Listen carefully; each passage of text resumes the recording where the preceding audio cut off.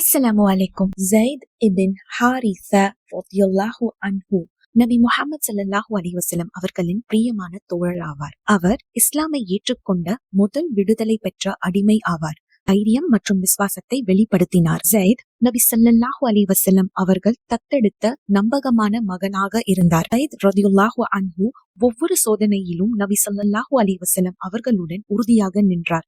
ஜைத் ரலியல்லாஹு அன்ஹு பல படையக்கங்களை வழி நடத்தினார். திறமையான படைத்தலைவராக மக்களின் மரியாதையை பெற்றார். அத்தா போன்ற போர்களில் அவர் காட்டிய தைரியம் முஸ்லிம் படையினரை ஊக்குவித்தது.